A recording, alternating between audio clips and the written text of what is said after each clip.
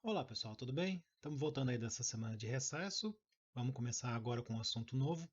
Para aqueles que estão acompanhando, devem ter percebido que ainda falta falar do reino animal. O reino animal ele é um reino muito diversificado, muito grande, e, portanto, eu precisaria de várias aulas para falar dele. Como é uma coisa que vai fazer mais diferença para aqueles alunos que gostam de biologia, estão interessados em vestibular, se vocês quiserem, me mandam uma mensagem e aí eu faço várias aulas menores, opcionais, sobre o reino animal para quem tem interesse.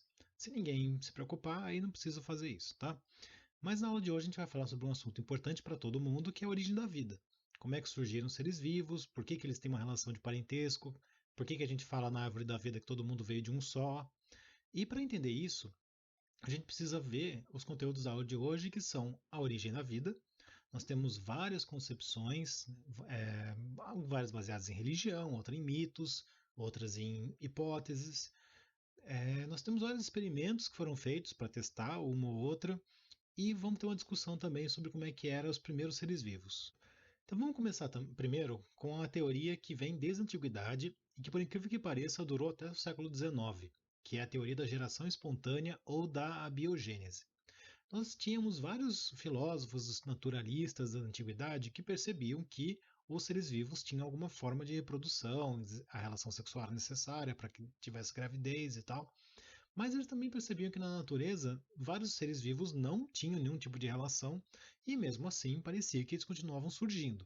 Então, já existia naquela época o que a gente chamava de teoria da geração espontânea, que é quando você tem um objeto inanimado ou tem matéria não viva gerando seres vivos. E é curioso que tivemos vários pesquisadores que tentaram fazer umas receitas que poderia explicar como é que surgem algumas coisas. Então, a receita para você criar ratos, você pegar um monte de roupa suja e deixar num quarto escuro. A receita para você criar moscas, você pegar uma carne podre e deixar uns dias lá. E, como se pode imaginar, vários pesquisadores não curtiam essa ideia e começaram a elaborar experimentos para tentar desprovar essa teoria. Essa ideia da mosca e da carne podre, por exemplo, teve um experimento em 1668, onde um cara chamado Francesco Redi fez um experimento para provar que não era bem a carne que estava gerando. Então o que ele fez? Ele pegou dois frascos de vidro, colocou uma carne podre em cada um dos frascos ele cobriu com uma gaze, então você tinha ar sendo trocado, e o outro pote você tinha só a carne podre direto. E aí, o que, que eles perceberam? Que se você não deixasse as outras moscas pousarem naquela carne, os vermes não nasciam, as larvas não nasciam. Então ele mostrou que não era a carne que estava gerando moscas do nada, mas sim as moscas que vinham, punham um ovo na carne, e aí esse ovo virava uma larva e por aí vai. Só que mesmo assim a teoria não caiu. Tanto que, quase 100 anos depois, já teve a descoberta do microscópio, e aí com o microscópio os naturalistas conseguiam observar pequenos seres vivos, que na época eles chamavam de animáculos, e eram pequenas coisinhas que eles não entendiam. E aí nós tínhamos um naturalista chamado John Needham, que ele afirmava que se você pegasse um caldo de carne, e esse caldo de carne ele teria uma força vital, essa ideia do vitalismo, da força vital, ele falava o seguinte: eles percebiam que os planetas, os astros, as coisas se moviam sem nenhuma causa aparente.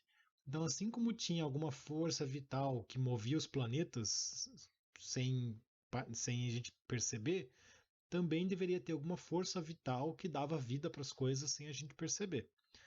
E aí ele fez um experimento lá que ele teoricamente tirava os micro-organismos de um caldo de carne lá e fervia o caldo de carne rapidinho. E aí ele deixava lá aquele caldo de carne, esperava passar um pouco de tempo. Quando olhava de novo, tava cheio de micro-organismo de novo. E aí ele falou assim: olha só aqui, ó, o caldo de carne gerou esse monte de pequenos seres. E a gente teve um outro naturalista chamado Lázaro Spallanzani, que ele alegava que assim, o Needham estava fazendo o experimento errado. E quando você faz o experimento errado, você vai ter resultados que você pode não estar entendendo.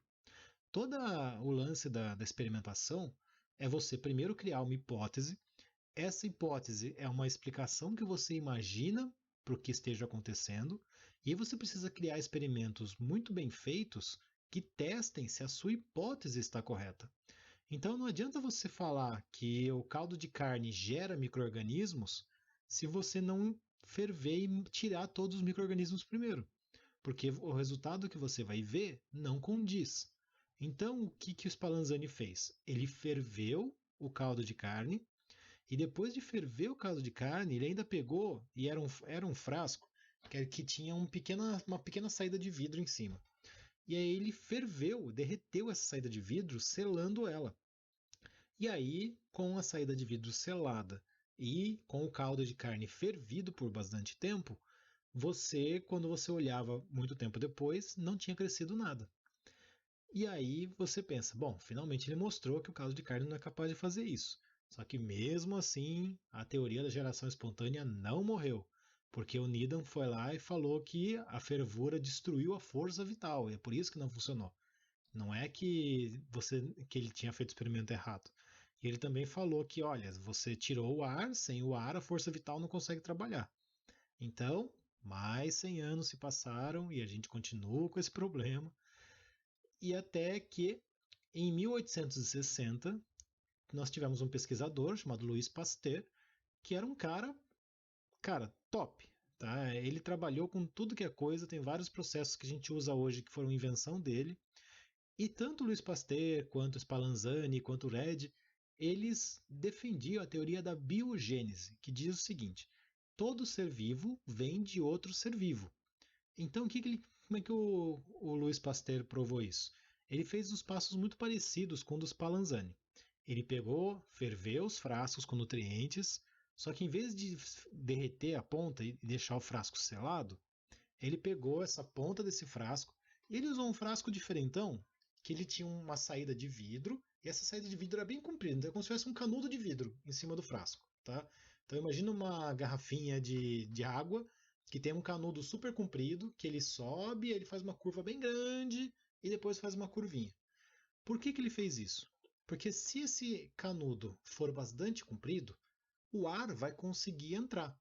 Mas qualquer microorganismo que esteja no ar vai ficar no canudo, vai ficar no caminho. Então, ele ferveu, usou esses tubos curvados e ele mostrou que, mesmo com a presença do ar, esse tubo curvado não deixava o ar entrar, mas não crescia nada. Para mostrar que ele não tinha destruído a força vital, que nem o cara falou, ele pegou outro frasco, quebrou essa ponta, então ele só ferveu o caldo e deixou lá de novo. E se você deixasse aquele caldo exposto ao ar, eventualmente apareciam micro-organismos de volta lá. Então ele mostrou que, olha, não é que eu destruí a força vital, eu só impedi que os micro-organismos do ar caíssem no meu meio de cultura. E aí, com esse experimento, bem elegante, para assim dizer, ficou, ficou mais difícil de você de você manter a ideia da biogênese, e finalmente a teoria da biogênese começou a ser mais aceita. E você pode estar se perguntando, professor, mas por que precisou chegar até 1860, mais de 10 mil anos de história da humanidade, para o pessoal entender que todo ser vivo vem de outro ser vivo? Por causa de uma pergunta bem chata, que é aquela pergunta clássica de quem veio primeiro, o ovo ou a galinha. E aí vem o nosso problema. Se todo ser vivo vem de outro ser vivo, de onde veio primeiro? Né? Essa sempre foi a grande pergunta que o pessoal da biogênese nunca conseguia responder. Atualmente, nós temos três possibilidades levantadas por grupos diferentes. Uma é o criacionismo, a outra explicação é a panspermia e a terceira explicação é a evolução química. Vamos começar então pelo criacionismo, que é um que todos vocês já ouviram falar. Ela é utilizada desde a antiguidade para explicar a origem do planeta e também é usada para explicar a origem da vida por muita gente. A teoria do criacionismo, ela é fortemente vinculada às religiões que existem por aí. E o que o criacionismo diz? Que todos os seres vivos foram criados individualmente por uma divindade ou por um panteão de divindades. Então você vai encontrar em praticamente todas as religiões algumas passagens explicando como que os deuses ou o Deus teve uma participação na criação dos seres vivos. O que vai mudar de uma religião para outra é a explicação, o número de deuses, as ideias do Deus ou as crenças corretas ou como se deve louvar. Nós temos várias coisas que mudam de uma religião para outra. Mas uma coisa que se mantém constante é da onde veio os seres vivos? Vieram de Deus. Deus usou poderes que nós não entendemos para criar a vida por motivos que são dele, tá certo? Então, essa é uma teoria que ninguém consegue desprovar e também ninguém consegue provar. Então, ela é uma teoria que vai continuar vigente para quem acreditar. Uma teoria que tem muito menos seguidores é a teoria da panspermia, que diz que a vida na Terra veio de uma origem extraterrestre. E o que ela diz então? Ela diz que os seres vivos se originaram em outros planetas ou corpos celestes, como meteoritos e coisas do gênero, e foram trazidos para a Terra como esporos ou alguma forma de resistência. Então, você teve um organismo ou uma série de organismos que viviam em algum planeta, teve algum impacto com um meteoro lá, e uma parte desse planeta se transformou num meteorito e caiu aqui na Terra. Essa teoria ela tem alguns problemas, e o principal deles é que ela só joga o problema para frente. Porque assim, mas de onde veio a vida na Terra? A vida na Terra veio do meteorito. Não, beleza, mas como é que a vida chegou no meteorito? Então, é uma teoria que não resolve muito o nosso problema. Mas, em 1969, teve um meteorito que caiu na Austrália, e quando foram estudar esse meteorito, eles perceberam que existiam muitos aminoácidos nele. Mais do que isso, agora em 2009, foi constatada por pesquisadores a presença de aminoácidos na cauda de um cometa. O que são aminoácidos? Bom, os aminoácidos, vocês lembraram do ano passado, eles são moléculas muito pequenas, mas eles são as moléculas que montam as proteínas. Então, os aminoácidos são moléculas orgânicas. Nós temos, então, dados que reforçam a ideia de que moléculas orgânicas são comuns no universo. Elas podem ser encontradas fora da Terra. E podem ter sido parte das coisas que deu origem à vida na Terra. Então, o que faz mais sentido? Ou pelo menos o que a gente tem alguma base para falar? Que talvez aminoácidos que estivessem nesses meteoritos tenham caído na Terra, como caíram em 1969, e foram usados para montar os primeiros organismos daqui. Então, em vez de cair um organismo pronto, caiu um aminoácido. Só que aí tem uma pequena questão, que é assim, será que essas meia dúzia de aminoácidos que caíram iam conseguir organizar e virar uma célula? Difícil dizer, é improvável. Então a gente acaba chegando na evolução química, que é uma hipótese que foi criada por dois pesquisadores chamados Oparin e Haldane, que por incrível que pareça não pesquisavam juntos, cada um deles estava fazendo suas próprias pesquisas e chegaram na mesma teoria, lá pela década de 20. E essa teoria diz o seguinte: os primeiros seres vivos surgiram de matéria inanimada, sim, só que não do jeito que o pessoal da abiogênese pensava, de um jeito muito mais complexo e que exigiu muitos anos de ciência para a gente entender que realmente o pessoal da antiguidade não teria como imaginar. Qual que é a ideia? A ideia é que as moléculas elas se associariam naturalmente, formando cada vez moléculas mais complexas. E esse monte de moléculas complexas, estando no mesmo lugar, acabariam se juntando, se organizando e formando os primeiros seres vivos. Falando assim, parece uma teoria absurda e improvável. Tá? Parece até mais absurda do que a teoria do extraterrestre. Mas vamos ver passo a passo como isso é possível, como eles explicaram que isso seria possível e que experimentos foram feitos para testar isso. Para a gente poder entender esses experimentos, a gente precisa relembrar alguns conceitos químicos que são muito importantes. Primeiro, os átomos eles podem se unir através de ligações químicas para atingir uma estabilidade maior. Vocês devem ter visto já na química que os átomos tentam chegar lá num número específico de átomos na camada de valência, e que existem vários tipos de ligação, e que uma dessas ligações são as ligações covalentes. E que quando a gente faz ligação covalente, a gente monta o que a gente chama de molécula. A água é uma molécula, o gás carbônico é uma molécula, o gás oxigênio, o gás nitrogênio, tá bom? Segundo ponto importante: várias moléculas também podem reagir entre si.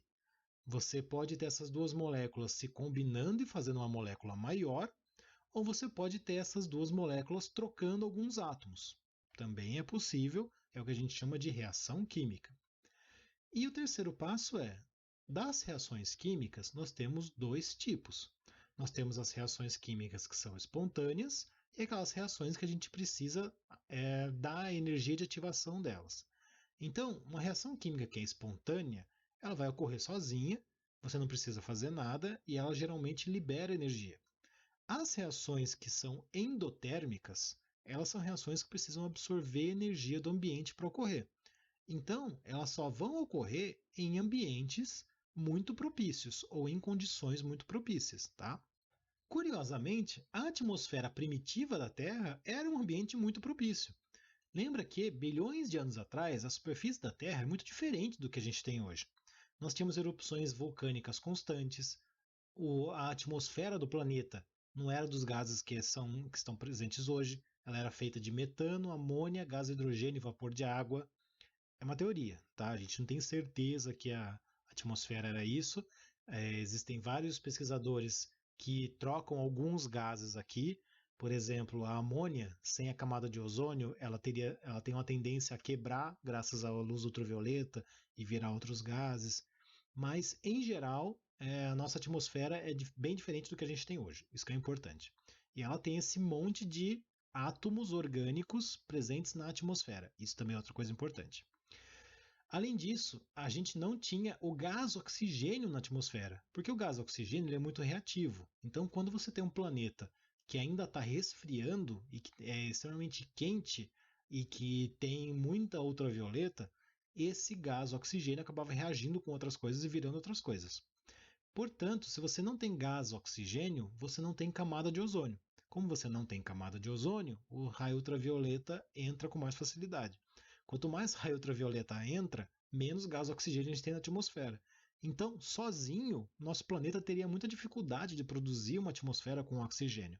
Ele só conseguiu fazer isso muito tempo depois, quando a gente teve os organismos que faziam fotossíntese. Mas isso a gente vê daqui a pouquinho. O importante é que a Terra ainda estava resfriando. Se a Terra ainda está quente, isso significa que a água evapora o tempo inteiro. Só que quando a água evapora e vai para a atmosfera, eventualmente ela vai se distanciando do calor do centro da Terra e ela vai condensando e vai virando chuva. Isso significa que na Terra primitiva nós tínhamos tempestades o tempo inteiro. E essas tempestades o tempo inteiro foi que permitiam o acúmulo de água na superfície. A água saía da crosta terrestre por causa do calor, que fazia ela evaporar, então ela virava gás e escapava para a atmosfera. Chegando na atmosfera, ela virava chuva e caía na superfície. Então toda a nossa água, ou muito da nossa água, não toda, né? Porque hoje em dia a gente vive praticamente de água presa no subsolo, mas muito da nossa água subia para a atmosfera, chovia e foi lentamente enchendo os oceanos, tá? Além disso, você tinha, como tinha tempestades o tempo inteiro e radiação solar o tempo inteiro, nós também tínhamos descargas elétricas o tempo inteiro. E elas teriam fornecido muita energia para as moléculas fazerem reação química. Lembra que eu falei que a gente precisava de energia para fazer vários tipos de reação? Se você tem radiação e você tem relâmpago, você tem energia. E aí vem uma coisa importante. Se você tem uma imensa quantidade de moléculas diferentes que estão reagindo o tempo inteiro, se você pensar na tentativa e erro, eventualmente elas vão acabar montando umas moléculas mais complexas. É a mesma coisa disso quando você imaginar assim. Imagina que você vai colocar um monte de chimpanzés digitando num notebook letras aleatórias. Se são milhares de chimpanzés passando milhares de dias digitando, você consegue entender que simplesmente pela sorte, pelo chute, pelo aleatório, vão acabar saindo algumas palavras no meio dos textos bagunçados dos chimpanzés, tá? Como é que a gente tem evidência disso? A evidência disso seria esses aminoácidos que a gente encontrou nos meteoritos, nos cometas, que eram moléculas que estavam num ambiente cheio de radiação, já que o cometa está fora de qualquer atmosfera, e tem molécula montada. Muito bem, agora eu vou supor que eu meio que convenci você de que naquele ambiente extremamente caótico, quente e cheio de relâmpagos, era possível, simplesmente pela sorte, a gente montar algumas moléculas orgânicas mais simples. Só que, se estava chovendo o tempo inteiro, isso significa que qualquer molécula que aparecesse na superfície ia ser arrastada para o oceano, assim como tudo é arrastado para o oceano. Portanto, todas as moléculas orgânicas elas iam acabar se concentrando nesses oceanos que ainda eram rasos, porque a chuva estava enchendo eles, ainda eram quentes, porque o planeta inteiro era quente, então ainda não tinha água suficiente para ele ficar frio. E esse processo, se você manter ele acontecendo ao longo de séculos, eventualmente vai fazer o oceano virar uma sopa nutritiva. Por que uma sopa nutritiva? Porque ela está cheia de nutrientes, que são as moléculas orgânicas. A questão é, muitas dessas moléculas orgânicas, muitas aquelas que têm gordura ou algo do gênero, elas são hidrofóbicas, ou seja, elas não fazem ligações com a água. Se elas não fazem ligações com a água, elas têm essa repulsão ou essa incapacidade de se misturar, essas estruturas, essas moléculas vão acabar se agregando e formando algumas estruturas que são isoladas. E, estando isoladas do meio, elas conseguem interagir com esse meio. Esses agregados a gente chama de coacervatos. E eles não são considerados seres vivos pelo simples fato de que eles não se reproduzem. Eles não são os primeiros seres vivos, tá? Não tem material genético, não passam isso para os descendentes. A gente ainda não tem certeza como surgiu a primeira célula. Que tipo de material genético, se era um DNA, se era um RNA, se era um DNA dupla fita ou não. Não temos certeza, tá? Mas o que a gente pode extrapolar é se esse ambiente conseguiu gerar uma estrutura tão organizada como os coacervatos, não é tão absurdo esperar que tenham surgido alguns sistemas equivalentes, que tenham colocado a membrana em volta, cercando as estruturas. Pensa assim, quando você pega e joga um monte de óleo numa panela cheia de água, o óleo não se junta? Então, esse óleo, essas moléculas orgânicas hidrofóbicas, elas poderiam acabar formando uma membrana que envolve outras moléculas orgânicas e, eventualmente, ela poderia envolver algumas moléculas que tivessem capacidade de se reproduzir e de se regular. E é uma extrapolação, mas como é que foi feito um teste para ver isso? Em 1953, a gente teve dois pesquisadores na Universidade de Chicago, que é o Urey e o Miller, e eles construíram um aparelho para simular as condições dessa atmosfera primitiva e ver se aquela teoria do Oparin e do Haldane se concretizava, ou pelo menos para ver se ela tinha fundamento. Então o que eles fizeram? Eles pegaram, montaram todo aqui um esquema em que eles colocaram um frasco com água fervendo. Conforme essa água ia fervendo, esse vapor ele movia todo o sistema num sentido só, porque a água fervia aqui e o gás subia. O gás subia, empurrando os outros gases até que chegava aqui. Nesse balão, eles colocaram eletrodos para dar faísca o tempo inteiro. E colocaram dentro desse balão os gases que eles esperavam que tivesse na Terra primitiva, que é o metano, a amônia, gás hidrogênio, por aí vai. Conforme eles foram dando choques nesses gases, na presença do vapor de água, eles colocaram aqui um condensador, que nada mais é do que uma mangueira gelada, tá? Então, conforme esse condensador ele tem água gelada passando nele, e conforme essa água gelada passava por esse cano, como se passasse por volta, tá? Sabe quando você está com muita dor de cabeça e põe um pano molhado na cabeça para esfriar? É a mesma ideia, tá?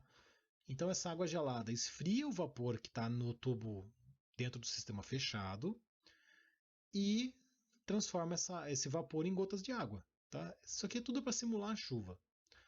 Essas gotas de água eventualmente vão caindo e eles têm uma curva em U, que é o que a gente chama de coletor. Ele é uma curva em U que simboliza os oceanos. Então ele mostra que a água vai passar por uma base, assim, vai passar por um lugar onde as moléculas podem se depositar e eventualmente a água vai voltar a chegar aqui, ferver e e voltar para o sistema. Por que é importante essa curva em U? Porque a água não pode toda ela ferver, senão eu tenho o perigo de eu destruir as moléculas orgânicas na fervura. Como a gente sabe que a fervura ela destrói muitas proteínas e coisas do gênero. Então, aonde que a gente vai analisar se o experimento deu certo? Pegando essa água aqui do coletor. Então, lembrando, essa água que está aqui, ela acabou de receber o vapor que passou pela atmosfera primitiva da Terra, em teoria, né? E descarga elétrica. Quando eles analisaram essa água, eles encontraram um monte de aminoácidos que foram gerados de maneira espontânea, certo? E é irônico disso quando a gente para e pensa. Espontâneo é um nome muito ruim, não foi espontâneo, não, foi na base do choque, tá? Mas que se geraram a partir de matéria inorgânica. Essa é uma descrição bem melhor. Se você parar para pensar, fala assim: mas é grande coisa, conseguiram fazer aminoácido do nada.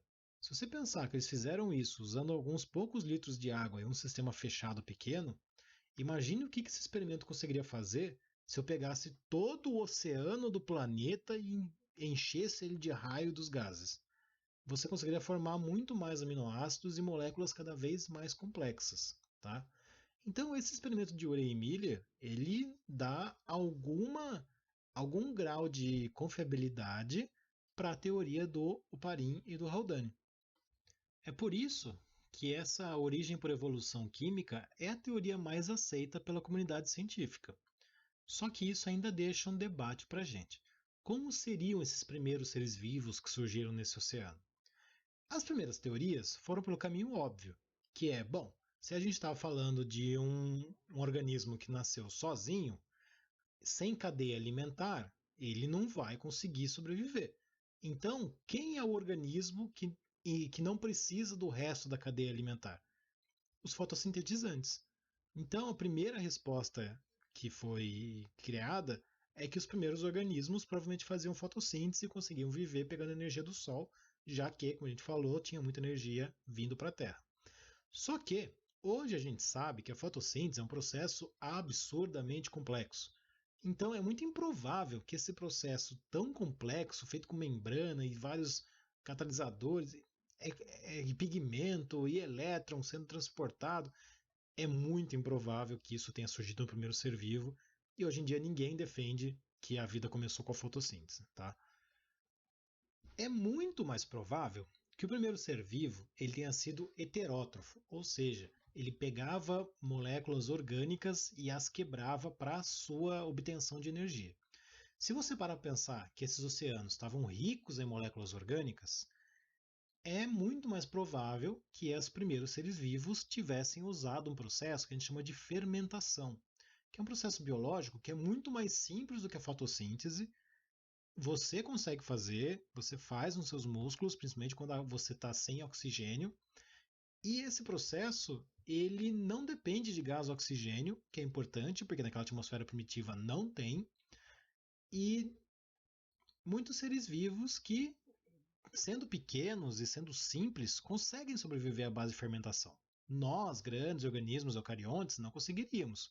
Mas se você parar em pensar em algumas bactérias e outros organismos bem simples, que têm um metabolismo mais lento, a fermentação já é suficiente. O importante é, nessa teoria da hipótese heterotrófica, o número de organismos pela própria reprodução, já que a gente só considera como ser vivo o primeiro desses sistemas que conseguiu se reproduzir, esses organismos teriam aumentado de quantidade graças à reprodução, só que a atmosfera da Terra não faz molécula orgânica nessa velocidade toda. Lembra que a gente levou séculos para fazer toda aquela sopa primordial. E aí os nutrientes foram começando a ficar escassos. Quando a gente tem muito organismo no mar e pouco alimento, começa a aumentar a competição. Então, provavelmente, nós tivemos, incontáveis linhagens de organismos, incontáveis possíveis caminhos evolutivos, que devem ter desaparecido pela escassez de alimento. Só que provavelmente alguns organismos já deviam ter sofrido algumas mudanças e as mudanças que eles sofreram permitiram que eles sobrevivessem nesse ambiente novo de muita competição e pouco alimento. A gente vai ver ao longo da evolução que esse negócio de grandes extinções é extremamente comum na natureza, tá, gente? De tempo em tempo, a natureza mata 90% dos seres vivos e deixa só os melhores para aquela circunstância para trás. Nesse caso, quem eram os melhores, os mais adaptados? Dois grupos. Os organismos que finalmente eram capazes de captar a energia da luz usando alguns pigmentos, e aí sim se tornaram os primeiros produtores, alteraram a atmosfera da Terra fazendo fotossíntese. Então a gente espera sim que os fotossintetizantes tenham surgido, mas não tenham sido os primeiros, tá? Os outros que sobreviveram eram organismos capazes de resolver o problema da escassez de alimento devorando os outros. Então foi quando surgiram os primeiros predadores. E por último, a gente tem uma galera atualmente que defende a hipótese autotrófica, que a gente não considera mais que a fotossíntese é uma possibilidade, pelo menos a maioria dos pesquisadores não considera mais que o primeiro organismo foi fotossintetizante, mas alguns pesquisadores defendem que os primeiros vivos sobreviviam sim através de um outro processo autotrófico, que a gente chama de quimiossíntese.